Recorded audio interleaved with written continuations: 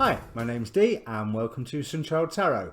Now this is a general reading for your sign, the one in the title, because it's a bulk introduction. There's a timestamp below if you've seen it already before.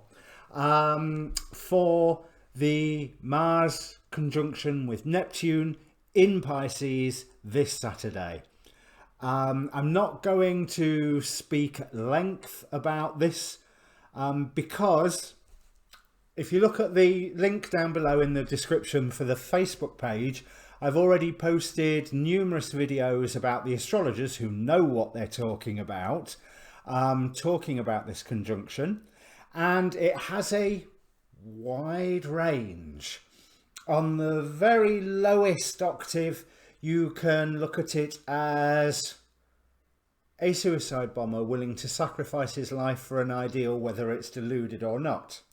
At the highest octave, you can see that you have really forward momentum with some high spiritual goal or communication, but all the way wrapped through it is the risk of illusion, the risk of being swamped, of your fire being doused by the massive waters of Neptune. So it may well be a struggle to find that highest vibration of forward motion with a spiritual goal or spiritual communication or astral projection or anything. You know, astral projection is supposed to be a bit more tough at the moment now that the South Node is in Sagittarius. So the question I'm looking at is, I mean, it's mainly an oracle card reading, but the question I'm looking at is, how best can we use the energies of this conjunction? I mean, you can ask a question of your own, in which case pause the video, think of the question, focus. You've heard my spiel on other videos. But really, this is more of a, I'm wanting to look at the energies and the forces that are involved at the moment, because there's a lot going on in the world, and you know, macrocosm, microcosm, there's no doubt a lot going on in all of us. So, if you like the video, please press like. Thank you very much to everyone who has subscribed so far. If you do like the video, subscribe, and then you'll get to see more of it. And or, well, please subscribe, and or join the Facebook page, because that way you will always see my videos as I post them, and all the videos of places I'm learning from. Well, not all of the videos, but you know, there's, as I've mentioned before, the astrology podcast average length is 2.5 hours, you know. So that is, you can go and find the astrology podcast if you want to. But in the meantime, I don't think there's anything else to say. So, and there's a link down below for this month's Western and, for the first time, Chinese zodiac sign monthly readings. Okay, let me bring up the cards. In fact, just before I bring up the cards, I just want to read out the inside degree of this conjunction. Now, I'm reading Pisces 21, or the 21st degree of Pisces, because this conjunction occurs at 20 degrees 56 minutes, so towards the end of the 21st degree. So it's pagan fire worshippers dancing, trance states, at home in psychic realms and other realities, the self-abandon to the tribe, to the sweep of the moment, to the energies that arise, on fire with longing and poignant bittersweet reflections, a throwback, a native, a primal soul, emotional, depth-centered, superphysical. You are energized tremendously by special occasions, extraordinary meetings, unexpected miracles and tragedies, expectant and waiting for something wild and unknown to break through, mediumistic, vicarious, and charged with a life force that must be followed out, a certain distinctive fate, to be at times disappearing and gone, and at other times resurgent and mighty, all dependent on the tides of fortune. And it will always change in unpredictable, exciting, disorienting, and multiple ways.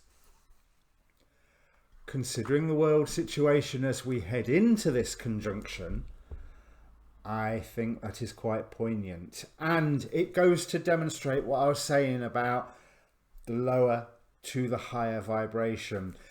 Be wary of delusion during this conjunction and during the energies of this conjunction. Mars later sextiles Uranus on the 30th, so I think Neptune may well colour that martial energy for, let me see, it'll be the 21st, so for that it's not, it's the 13th, isn't it? So nearly 2 weeks that Neptune may well colour Martian energy. So now let me finally bring up the cards properly. And welcome Libra rising and Libra moon after the timestamp. Now Libra, there is a whole complex panoply of energies laid ahead down here for you, for the energies of this particular conjunction, which is not surprising because, well, to be honest, it's been it's a murky conjunction to work with. There's such a spectrum from, let me sit what's the way you can see me, there is such a spectrum from the higher vibration of it to the lower vibration of it, so I'm going to pull out of this what I can. Firstly, there is a creative endeavour that is encouraged. We have the Witch's Round here, which was a dance to power the participants up. But the card itself signifies creative endeavours, performance, and I would say you can dance alone, but it's better with fellow dancers. So there's that idea of teamwork there as well. There is also abundance. We have presiding over this conjunction for you, Seer. Now he's in this particular deck of cards, or Siri, as the collector. And goods and services seem to feature strongly here, because it is Seer's job, according to the Oracle of Heaven and Hell, one of the things that he can do is create an abundance of things and move said abundance from one place to another on request. And you are starting with the Martian energy, with a creative endeavour, with the King of Cups here, which is clarifying the Empress. It's almost like you have an excess of something which leads you to suddenly go, I know what I can do with this. I know how to use this. And almost, now I don't deal in reversed cards, and this card came out reversed, so I find that significant. Eight of Swords, there's almost like maybe this abundance in and of itself seems to cause stress. Five of Wands here with worry, but also mental conflict. It's almost like, how do I use this? Can I use this for my own plan, for my own endeavour, for what I am planning, what I would like to do? Do I have the freedom to do this? And the okay, that's right.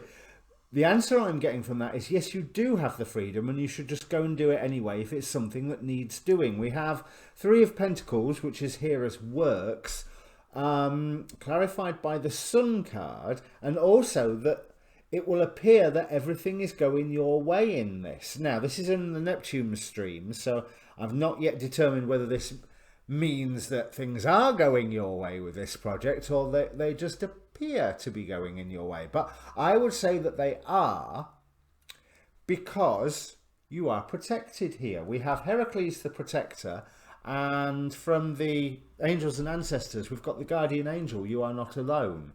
But it's this energy oracle that has a lot to say, because I feel that this abundance is something that you may have kept to yourself, or the existence of it may have been kept from you. Actually, that would make more sense from what I'm seeing, that if it's been kept from you. Now, bear in mind, this is, if you are Libra rising, this is all going on in your 6th house, which is about work, health, and the day-to-day area of your life. You know, the getting up every morning and brushing your teeth, that's 6th house. 6th house. What I was saying, creative endeavour here, further with the Seer and the Witch's Round, there's that performance aspect, the creative aspect. But this abundance seems to have maybe been suddenly revealed. That's another thing that seer can do, is about the revelation of. In fact, let me just double check on that to make sure I'm not getting them mixed up. Astrologically, he refers to dangerous writings, so that's something to, or his decan refers to dangerous writings, so that's something to keep on board.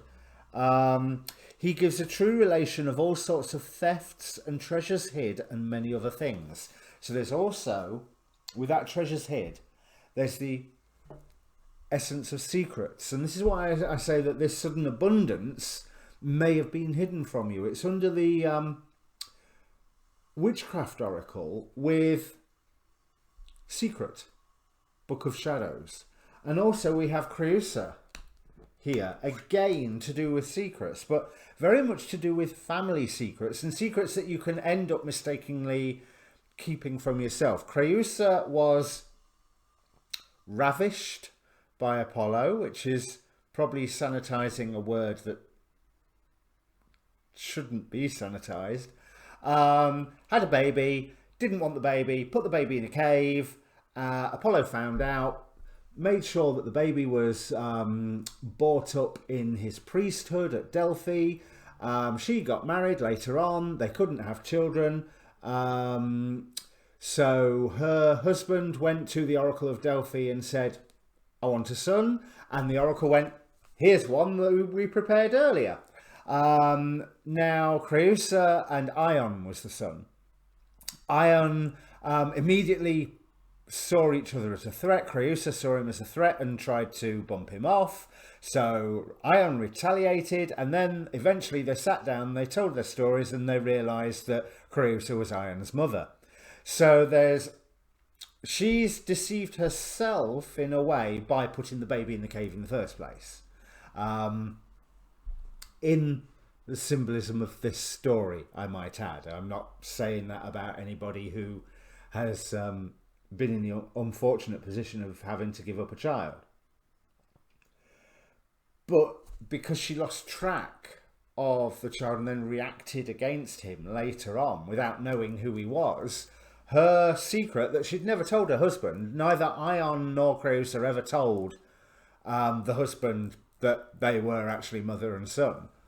That secret gained power at the hands of the Oracle of Delphi, which it rather puts an interesting slant on what the Oracle was trying to achieve in there, since the Oracle is supposed to be able to see the future.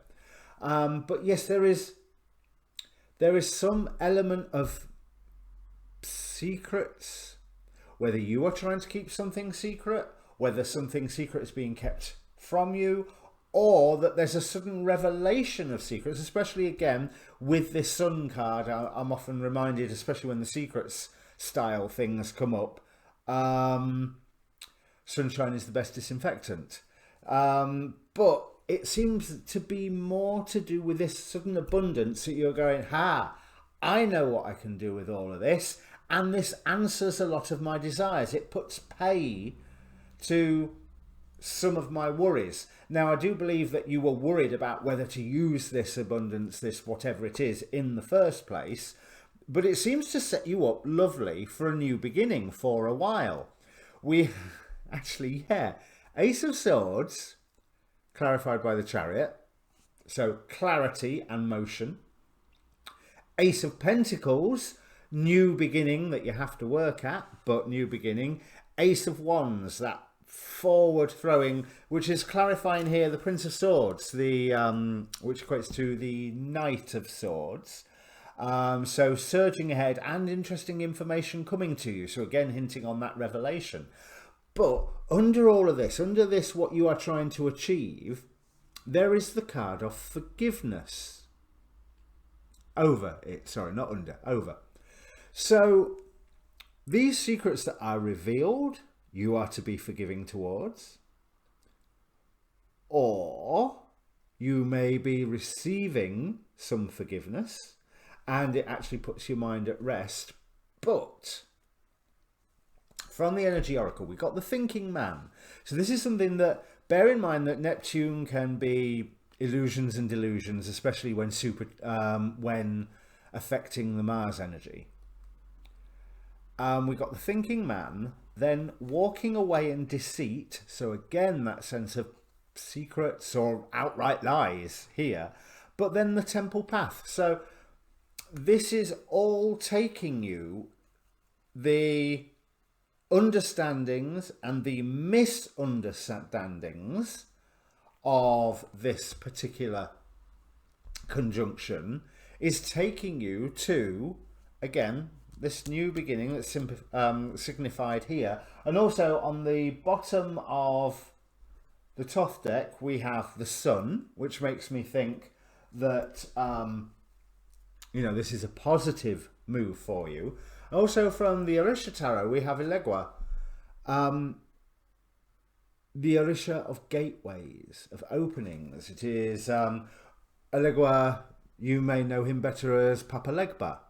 And Papa Legba is seen as a god of death, but he isn't. He's a god of transitions, of going from one place or state or phase to another, of which death is included in that, obviously.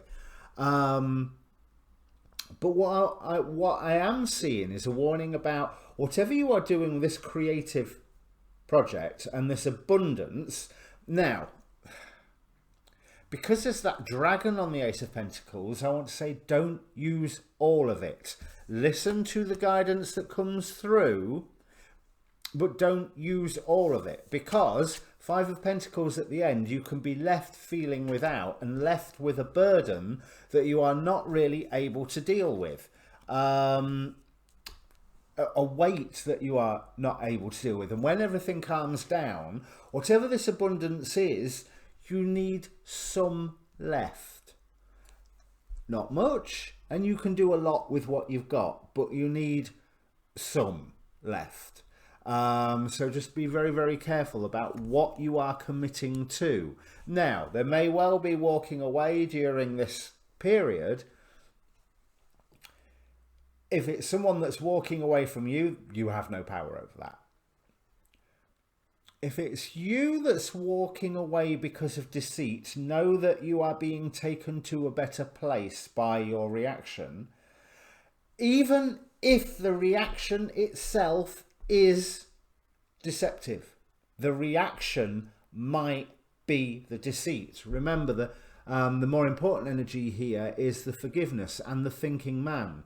So if you have an emotional reaction to something and basically spit your dummy out and take your toys home, that's trivializing it, but you know what I mean, then you may be deceiving yourself in that reaction once you have had the opportunity to sit and think about it and sort it all out.